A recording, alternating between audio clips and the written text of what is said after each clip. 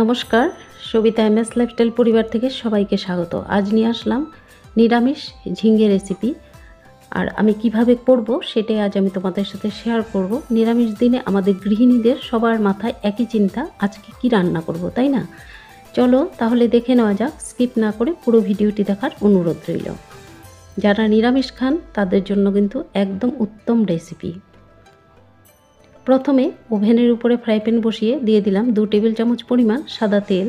তেলটা বেশ গরম হয়ে গেছে। এখন আমি আলু ভেজে নেব।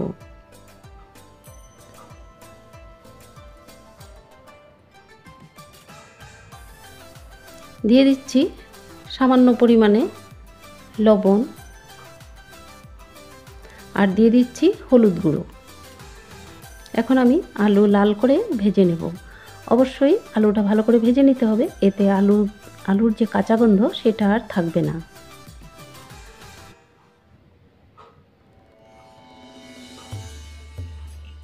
খুব ভালো করে উল্টে পাল্টে ভেজে নিচ্ছি।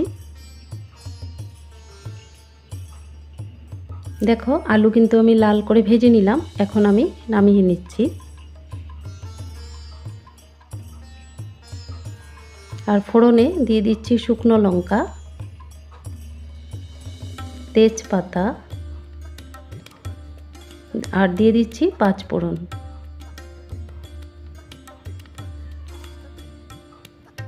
এইভাবে 1 সেকেন্ডের মতো নাড়াচাড়া করে নিচ্ছি।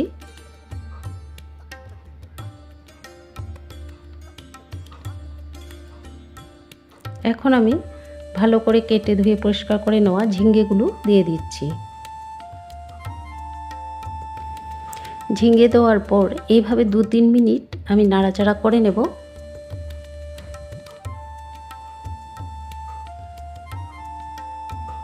ঝিঙ্গেতে প্রথমেই কিন্তু আমি লবণটা দেব না, তাহলে ঝিঙ্গে থেকে অনেকটাই জল ছেড়ে দেয়। এখন দিয়ে দিচ্ছি হলুদ গুঁড়ো, লঙ্কা গুঁড়ো সামান্য দিয়েছি আর দিয়ে দিচ্ছি জিরে গুঁড়ো। এখন দিয়ে দিচ্ছি 1 ইঞ্চি পরিমাণ আদা বাটা আর দিয়ে দিচ্ছি 4টে কাঁচা লঙ্কা বেটে দিয়েছি। ঝিঙ্গেতে কিন্তু খুব একটা বেশি ঝাল হলে ভালোও লাগে না, অবশ্য তাও তোমরা বুঝিয়ে দেবে ঝাল যে যেরকম পছন্দ করো। এখন আমি খুব ভালো করে কষিয়ে নেব। আগের থেকেই আমি ছোলার ডাল সিদ্ধ করে নিয়েছি। এখন দিয়ে দিলাম। ছোলার ডাল দিয়ে আবারও খুব ভালো করে নাড়াচাড়া করে নিচ্ছি। আর দিয়ে দিচ্ছি ভেজে রাখা আলু দিয়ে আবারও খুব ভালো করে মশলার সঙ্গে কষিয়ে নেব। এখন দিয়ে দেব স্বাদ মতো লবণ।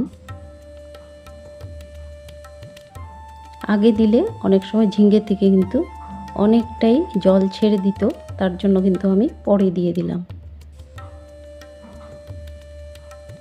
এখন আমি আবারও খুব ভালো করে কষিয়ে নেব।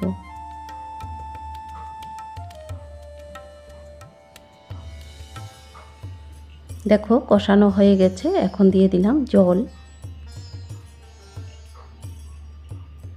এখন আমি ঢেকে দেব 5 মিনিটের জন্য।